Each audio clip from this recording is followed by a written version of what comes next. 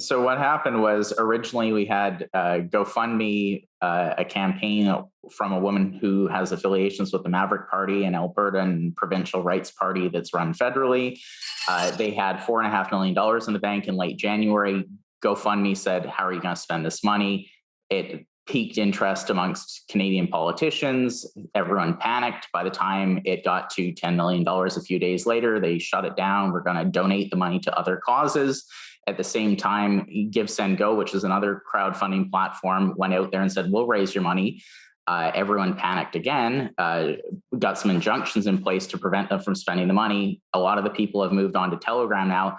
These folks have been in Ottawa for 3 or 4 weeks. They're giving up their livelihoods. They're stuck in downtown Ottawa. The ones that want to leave can't because the police don't have control of the situation.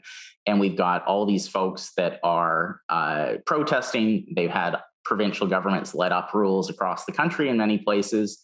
And the situation is stuck. We've got all these issues where the federal government's considering the Emergencies Act, and it's a giant mess. No one's taken charge. And that's why we're stuck in this situation as we are, with folks who are protesting and being treated like they are fringe radicals, even though they're now supported by a larger percentage of the population. In January alone, there was over a 15% shift in support of public opinion towards the critics. So one thing that these crowdfunding platforms like Give, Send, Go and GoFundMe do is they actually bring an international spotlight on an issue happening. And that's what happened. That's what happened here. So folks from around the world, it's not just Canadians donating, internationally they're donating. Hannah, is it just that, an organization who, alleges that, this is the convoy, the trucker convoy, they say they're going to give the money to the truckers, this is where it's headed, but then they get everything, their accounts frozen, or this injunction was put in place. How did Give, Send, Go react? Well, it's so Give, Send, Go said they're not going to be listening to the injunction because they're not based in Canada, so therefore the court injunction doesn't apply to them. But it's fascinating how our politicians can get an injunction from the courts immediately to deal with squelling any uprisings about the mandates.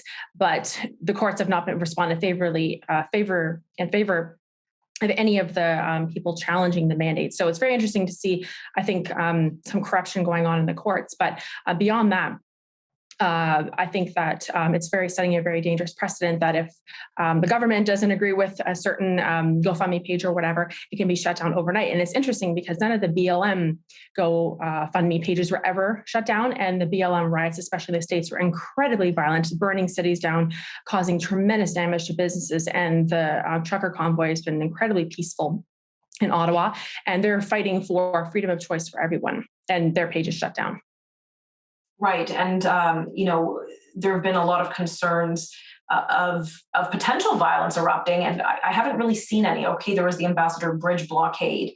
There were a lot of military-looking police, but, no shots were fired. Nothing really happened. The only negative I saw was in Winnipeg when a rogue protester, anti-convoy protester, mowed down 4 people. Thankfully, they all survived.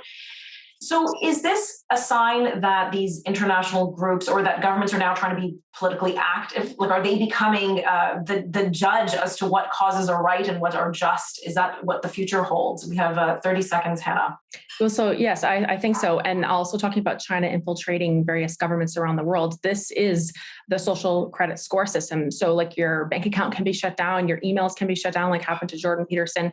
All these different types of things. You can't use PayPal anymore if your beliefs are not deemed to be appropriate. So it's very interesting to see this trend happening. And I think it's going to push a lot of people to more alternative sources, to having your own servers, that type of thing, so that we can raise money, or people can raise money how they see fit, instead of being shut down by the government all the time if it doesn't agree with the government's direction.